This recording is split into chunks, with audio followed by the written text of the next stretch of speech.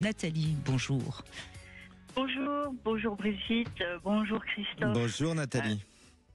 Et alors moi, ce que je voulais vous partager, c'est que j'ai commencé ma petite vie, et j'ai dit petite, pardon. Nathalie. C'est vrai, j'ai commencé ma grande vie, ma grande et belle vie, en interprétant les messages implicites de mes parents, selon lesquels rien de ce que je faisais n'était assez bien. Donc pour trouver sa zone de génie, c'était un petit peu compliqué au départ. Donc j'ai grandi comme ça, j'ai fait une thérapie, j'ai fait mes enfants, et puis j'ai fait des rencontres où des hommes me disaient que j'étais belle. J'ai commencé à m'aimer, et curieusement, en m'aimant, j'ai accepté le fait que ma mère aime m'entendre chanter. Parce qu'avant, je supportais pas qu'elle aime m'écouter chanter, et donc je ne chantais pas. Et puis, écoutez, grâce à tout ça, je me suis lancée.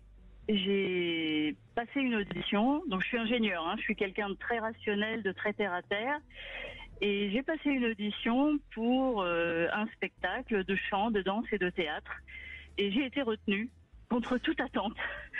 Génial.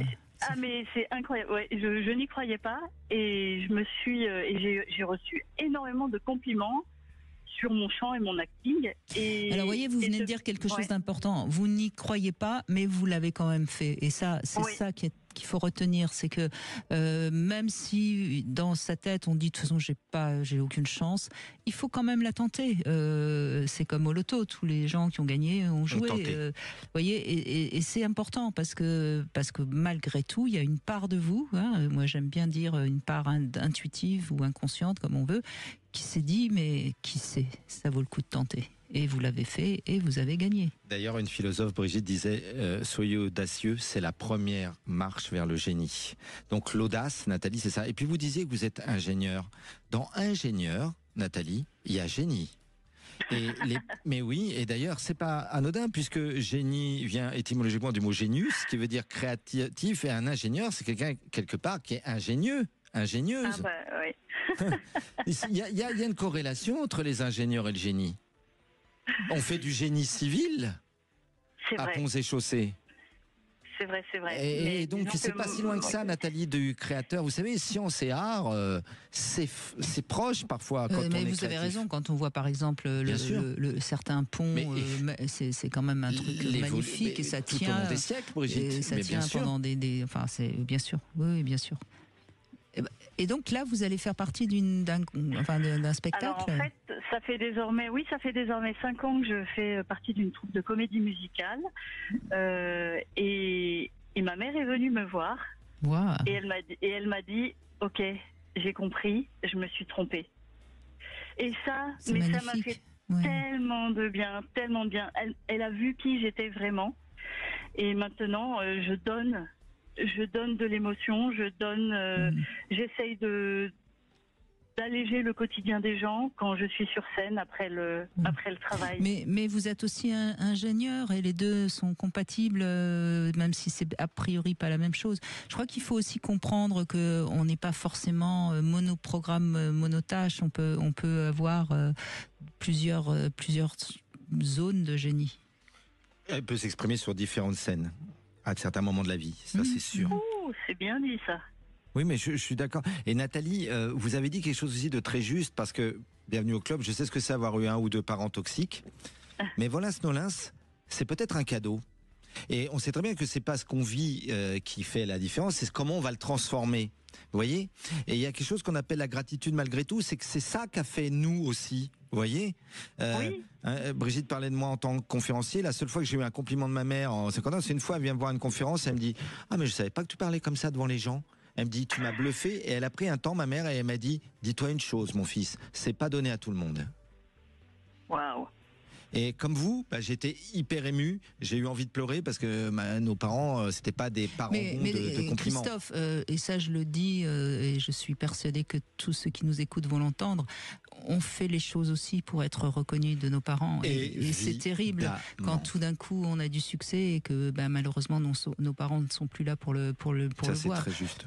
Parce qu'on a l'impression quelque part que notre rêve ne se réalise pas, mais quelque part si. Nos parents ne sont peut-être pas là pour nous voir, mais ils sont en nous, nos parents.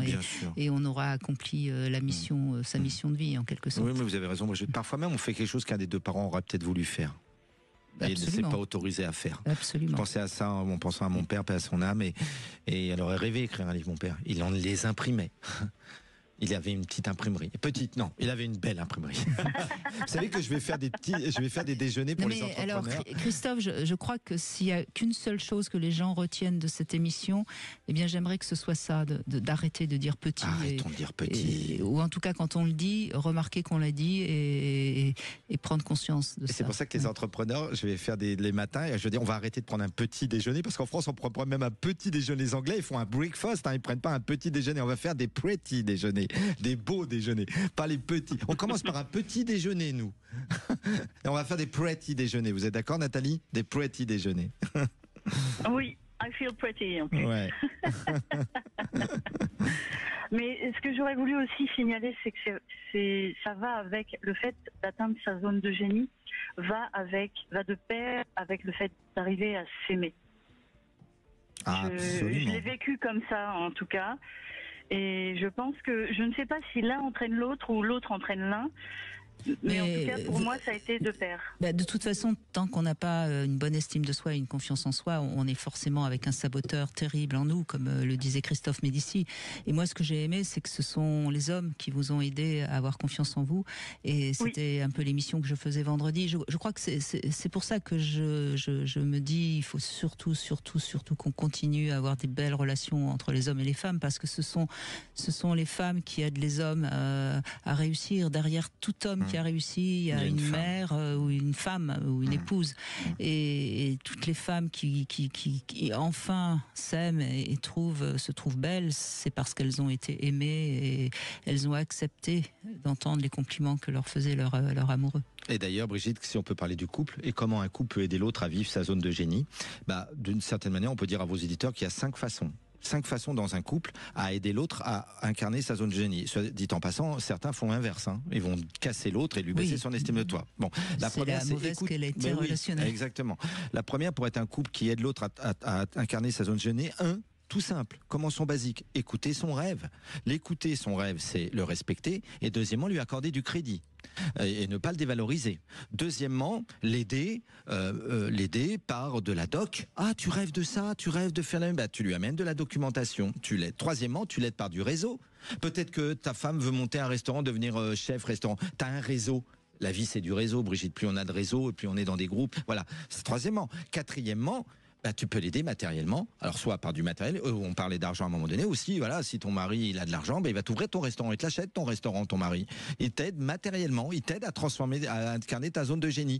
T'es comédienne, il va t'acheter ton théâtre. Oui. Et cinquièmement, parfois, et ça, c'est parfois des couples qui nous font rêver, c'est s'inscrire dans le rêve de l'un et de l'autre. Et 2 volcanologues vont faire tous les volcans ensemble. Ils vont, c'est Jean-Louis Barrault et Madeleine Renaud, ils vont jouer 50 pièces ensemble. C'est les grands couples de comédiens. À l'époque, vous vous rappelez, Brigitte, il y avait des grands couples de comédiens.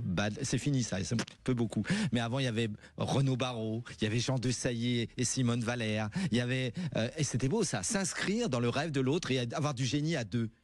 Le dernier couple que je vois comme ça, c'était le couple Badinter. Ils avaient du génie à 2. Monsieur et Madame Badinter. J'avais beaucoup d'admiration pour eux. C'est beau un couple qui a du génie ensemble. J'ai jamais trouvé ça, moi. Mais c'est extraordinaire d'avoir du génie à 2. Qu'est-ce que vous en pensez, Nathalie ? Écoutez, j'espère que j'aide mon conjoint à atteindre sa zone de génie. Bravo. Je le narcissise et je lui dis tout le bien que je pense de lui et vous lui dites qu'il est grand. Qu'il est grand, qu'il est beau et qu'il est très humain et il y a beaucoup d'écoute. Oui, mais je suis sûre que vous y arrivez parfaitement. D'abord, vous l'écoutez et c'est peut-être ça l'essentiel. Et c'est vrai qu'il faut faire attention de ne pas critiquer l'autre parce que sinon on devient le parent toxique. Et il ne faut pas se laisser... il ne faut pas répéter l'histoire. Absolument. Bah écoutez, merci beaucoup Nathalie, Merci, Nathalie. de ce joli témoignage, et bravo à vous parce que vous avez osé et ça a marché. Je rappelle le livre de Christophe, Osez incarner votre zone de génie, c'est aux éditions Lanor.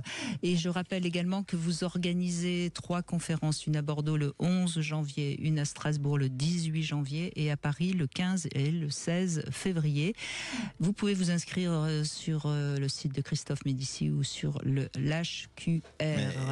Et c'est donc Osez transformer vos rêves en réalité. Merci en tout cas beaucoup Christophe Médicis. Je crois que ça donne envie à tous ceux qui nous ont écoutés pendant ces 2 heures de faire quelque chose, d'inscrire peut-être. Œuvrer. Devenez un œuvreur. Voilà, et n'hésitez pas, osez inscrire ce que vous pourriez faire. Et peut-être ce soir, pensez-y un petit peu avant de vous endormir et peut-être que vos rêves cette nuit vous guideront beaucoup mieux parce que nos rêves sont parfois la nuit très révélateurs de... Disent peut-être notre zone de génie dans la nuit. Exactement.